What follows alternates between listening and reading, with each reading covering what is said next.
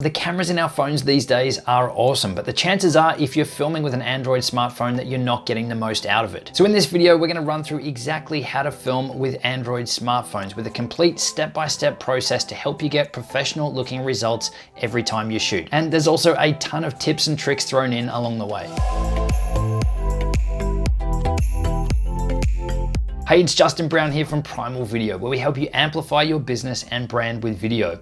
If you're new here, then make sure you click that subscribe button, and all the links to everything we mentioned in this video, you can find linked in the description box below. So let's jump into it. Smartphones are an awesome tool for creating videos. Not only are they incredibly easy to use, the camera quality in them these days is awesome, and they're super portable as well. Now, while they are capable of getting awesome results straight out of the box, with some simple tips and tricks, it's easy to 10x your results when you're shooting videos on your Android device. Now, the last time we did a video like this around filming on your Android smartphone, it actually turned out to be one of the most popular videos on our channel. But that now was about 3 years ago, and phones and technology and the cameras in our phones have come a really long way since then, but we've also got some fresh new tips to help you progress your results when filming with your Android smartphone. So we thought it was time for a bit of a refresher. So in this video, we're gonna run through step by step how to film professional videos using your Android device. And don't worry about taking notes as we progress through this video. We've put together a free downloadable quick start guide that you can download and print out and use next time you're filming with your smartphone. So make sure you stick around to the end where I'll share that link. And just before we get into the actual step-by-step process, it is very important to know that you don't need any additional gear. You can get great results with just your smartphone. But if you are looking to take things further, then we will be looking at recommended gear like tripods, microphones, and lights that are gonna help you take things to the next level. But don't worry about that now. You can definitely get great results with just your smartphone. But we will be making you aware of that gear as we go through. Okay, so step number one is to prepare your content. Now, this is something that applies no matter what type of video or even live stream that you're gonna be doing with your phone. You wanna make sure that you've got everything ready to shoot or record the video before you get everything set up and before you set foot in front of the camera. So that's things like, it could be writing out a bit of a plan, an overview, dot points, or a full-on script. But it's really important to have all of that stuff done beforehand so that you're not sitting there in front of the camera wondering what to say. And it could be specific things, like if you're doing a product review, that you've got all the prices and all the features and everything listed out. So for some people, they're gonna be better off with a full script and maybe reading the paragraph off a sheet of paper, then presenting it back to the camera.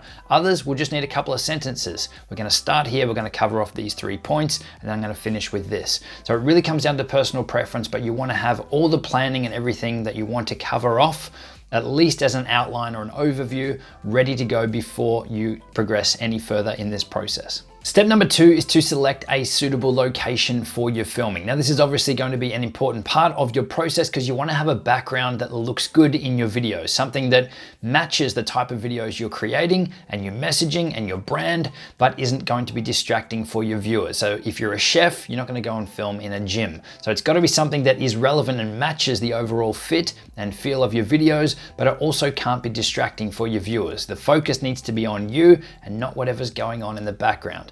So it's a good idea to find something that's not distracting and there's not too much going on or a heap of movement that's going to create that distraction. You also want to make sure wherever possible that there is as little background noise or environmental variables, things that are beyond your control, as possible when you're filming your video. So it is things like background noise. It is things like changing lighting conditions outside. If you've got a window in the room that's going to be changing light, how is that going to play into the background and your actual scene? Is it going to change your shot too much? So ideally, you're going to be removing as many of those things as possible, all the things that could change during your filming, to make the filming easier for you, so there's less you have to worry about and there's less that can go wrong. So it could be that you're picking a location that is out of the way or away from roads or traffic or kids playing outside. The further you can get away from any of those sorts of things, the better. Now, you also want to make sure that the room or area you're going to be filming in has a lot of light, if possible. We already know that smartphones aren't that good in low light, so you want to have a room that is lit well or has the ability to be lit well if you've got additional lights and those sorts of things. We'll cover lighting in a minute, but you want to make sure that it is bright. You also really want to be aware that the cameras on our smartphones aren't really going to give you that blurry background look that you might be used to on a video camera, a DSLR, or a more professional camera. So whatever is going to be in the background of your video, just be aware that it is more than likely going to be in focus focus and not blurred out. Now there are a couple of little things you can do with the positioning of your phone to try and get more of that blurry background look. Now we'll put a link up in the cards now. There's going to be a heap of links up there. So this is the first one to show you how you can get some more blurry background or that shallow depth of field look in your videos. So step number 3 then is to decide whether you're going to be using the front facing camera or the rear camera, the primary camera on your phone.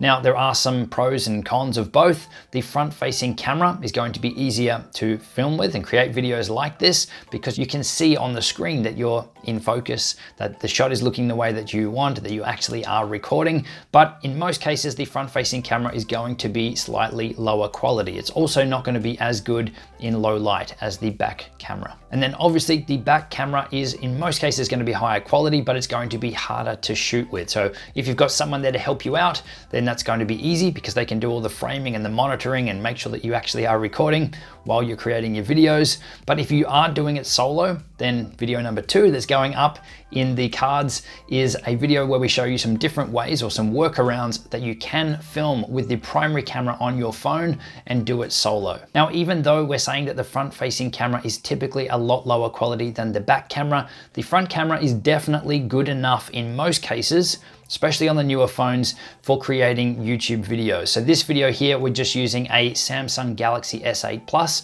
and we're using the front-facing camera. And even the last time we did this video a few years back, I'm very sure we're using a Samsung Galaxy Note 3 and the front-facing camera. And people are still commenting on that video saying that they're blown away with the quality and can't believe that it was just done on the front-facing camera. And obviously now that's a much older phone. So don't be afraid to use the front-facing camera. It's all about making the process easy for you to create your videos.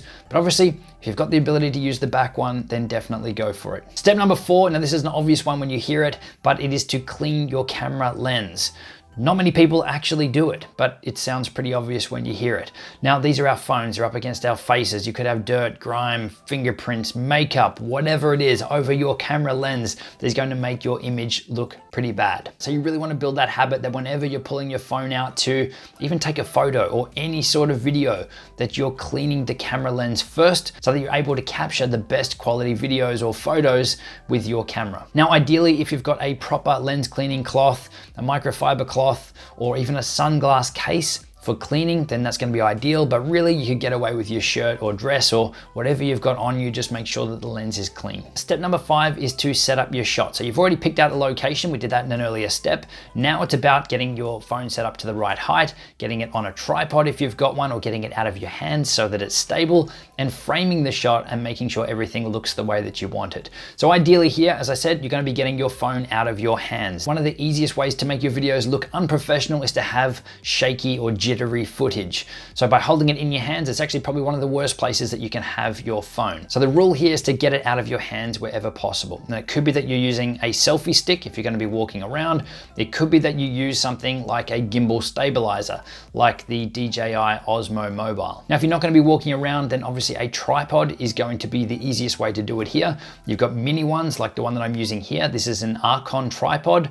It comes with the phone holder, which will mount your phone in portrait or in landscape. And these are currently selling for around the $20 price point, so they're not expensive. So the ideal height that you're setting your phone up to is so that the camera lens is slightly below eye level. And when I say slightly, I do mean ever so slightly. If you're struggling with that in any way, then just try to get it at eye level. So if you're going to be standing up, then obviously you'll want a tripod to get your phone to that height.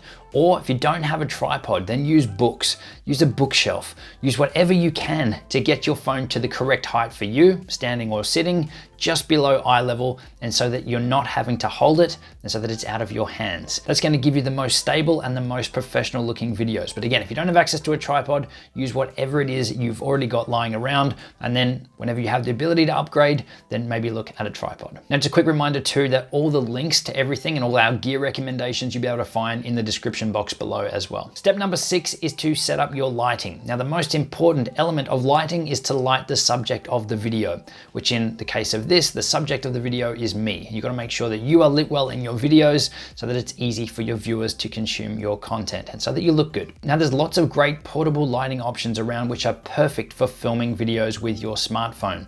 The lights I'm currently using are the Yongnuo YN300 Air lights, and these currently sell for around the $40 to $45 price point. So they're not expensive. If you're after something a little bit more portable, then also check out the Aperture Amaran ALM9. It's an amazing little light. But I will put another link up in the cards covering off our recommended portable lighting options. Now, if you don't have any additional lights, then the same rule applies. Use whatever lights you've got. It could be a bedside light, a desk light, a lamp, whatever you can do, bring it into your scene so that you're able to light up your face so that you are lit well in your video. If you've got any additional lights, then use those to light up the background and the rest of your scene to make that look good, but the priority is on you.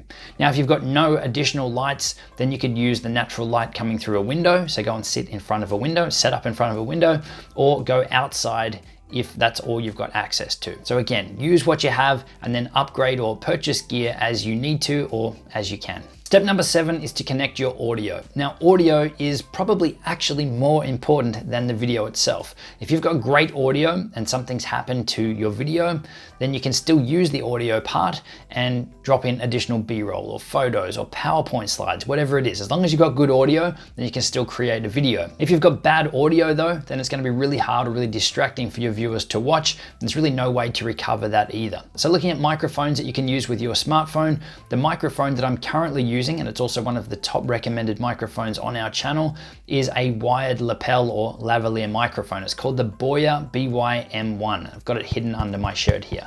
Now we'll put more links in the cards on how to hide your microphone like this, and also a video covering off on our top recommended microphones. But in most cases, our go-to microphone for filming on a smartphone is this one, the Boya BY-M1. Now, if you don't want to be tied or tethered or physically connected to your phone, then a mini shotgun microphone might be the solution for you. So the one I recommend is the Rode VIDEOMICRO, and it's an awesome little shotgun microphone. It's also going to be perfect if you've got 2 people on camera, then you don't have to worry about putting a mic on each person. The directional microphone, the shotgun microphone, is going to pick up good audio for both of you. Now, there's obviously lots of other options when it comes to microphones as well. These days, you can get adapters so that you can use almost any microphone with your smartphone.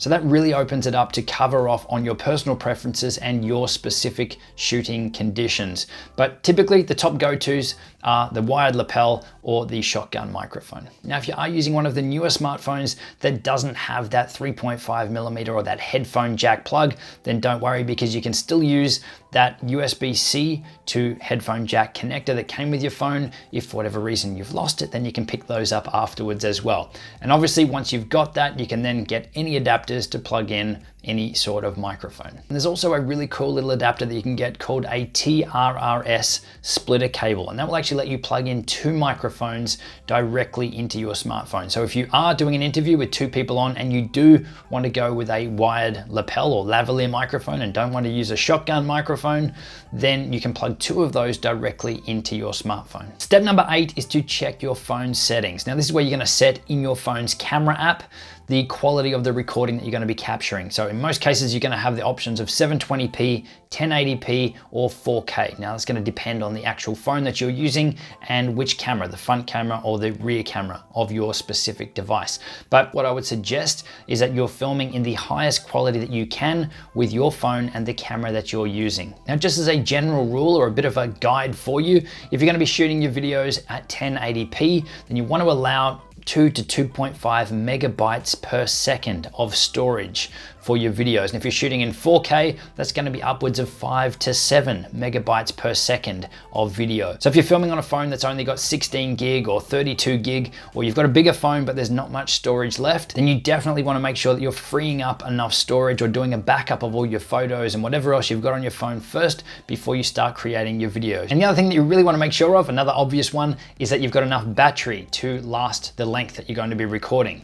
Now, if possible, then you can plug your phone into the wall or use a USB charger to power your phone. And that's actually what I'm doing right now. I've got my phone plugged into a USB battery to charge my phone so it's not going to go flat while I'm recording. So just another thing to be aware of. Step number 9 is to enable flight mode or do not disturb mode. Now, this is another thing that you don't want to have happen, is to have notifications or phone calls and things coming up on your phone while you're actually recording. Best case, it'll pause the recording and you can continue it afterwards. Worst case, it could actually stop the recording and may not save where you're up to or anything you've recorded before it. So it's a good idea to remove any of those distractions or any of those things that could affect your video recording wherever possible. So when you turn on flight mode, it's actually going to disconnect your phone from the internet and from your mobile network as well, meaning that you won't get any distractions or any incoming calls, messages, texts, whatever. No notifications through while you're recording. That's the ideal scenario. But obviously these are our phones, so we use them to communicate in other ways instead of just creating videos. So you may need to have your mobile service connected or to have notifications coming in. So that's where using do not disturb mode or blocking mode on your phone, you can actually control those notifications and either block all incoming calls or block calls that aren't from certain people or turn off notifications for certain apps. Again, the depth of what you'll actually be able to control on your specific device is going to come down to what software is on your device. But just know that those features are there on most Android devices. So go and see what you can block or remove or stop from happening while you're recording. Step number 10 is to lock down your camera settings. Now, by default, when we open up our default camera apps on our phones, everything is going to be set to auto, which means that the phone is going to be making the judgment call on whether to brighten your shot, what to actually focus on. And if you've got things moving around in your shot or you've got light changing outside, then you can find that a lot of that is changing throughout your actual video recording, and it's not going to look very professional.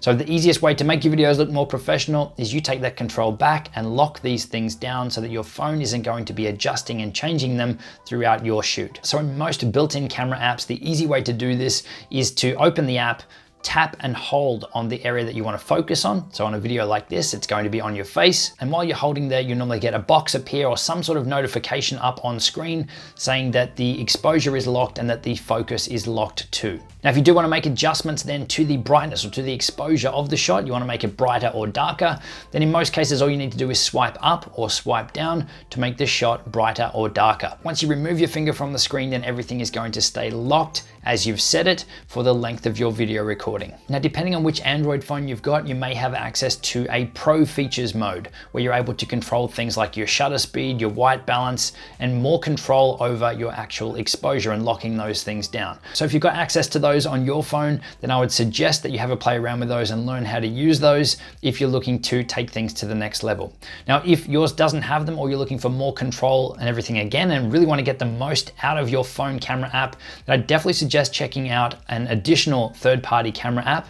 So this one will replace your stock camera app and it's called Filmic Pro. So Filmic Pro gives you a huge range of professional controls to really get the most out of your phone's camera app. It actually even lets you record in higher quality than the built-in camera apps that come with our devices. So it's pretty cool. Now, if Filmic Pro isn't for you, then you could also check out Open Camera, which is a free alternative. Step number 11 is another obvious one when you hear it, and that's to do a test. So it's a good idea to get everything set up, get your microphones plugged in, get in front of the camera, get everything looking how you want it, press record as if this was the real deal, as if you're actually going to record your video, and talk to camera and start presenting or start creating your video and record for 10 to 20 seconds. Then stop recording, go back, play it back, but you want to check that everything is exactly as you want it, that the sound is good, the background is good, the lighting and everything is how you want it. So doing a test is a great way to save any rework and the need to have to reshoot your videos later. Step number 12 is to press record and record your video. Another obvious one when you hear it. But what you want to make sure that you're doing is looking at the camera lens and not at the phone screen. So I'm looking at the phone screen now. And you can see that while I'm talking to you, you know that I'm not looking at you. We're not connected. So you want to make sure that you're connecting with your viewers. I'm talking directly to you guys. It means that I'm looking at the camera lens and not at the phone screen. So you want to make sure that you're doing exactly that in your videos. It's such a simple little thing, but a lot of people out there don't do it. And it can be pretty distracting if you're shooting on the front facing camera, meaning that you can see your phone screen, you can see yourself there. It is tempting to look across and, hey, who's this good looking guy? But no, we've got to look back at the camera lens and talk and connect with our viewers. And the last tip that I've got for you here is while you're recording your videos, after you press record, then take a few seconds, sit back, get comfortable, smile, and then start presenting. So you can actually take some time between pressing the record button and leaning back and getting comfortable. We've got to heap of rain coming in now, so hopefully the audio is still good. And then do exactly the same at the end of the video. So once you've finished your video, just sit there, smile, pause, and then lean forward and press stop, because you can trim that start and the end off your videos in your editing so simply. You can do this with the built-in apps on your device. So what this is going to remove is that awkward piece in the video where people are leaning forward at the start and leaning forward at the end of their videos when they're starting and finish them. It is so easy to trim off the start and the end of your videos in your editing, so why not make use of that feature? So that's the complete process on how to create professional looking videos using your Android device. Now, linked on screen, as I promised, is a free download resource that you can download and print out and use as a checklist with all the items that we covered off, so that you can make sure that when you're filming, you're not going to miss anything. So make sure you grab a copy of that now, and I'll see you soon.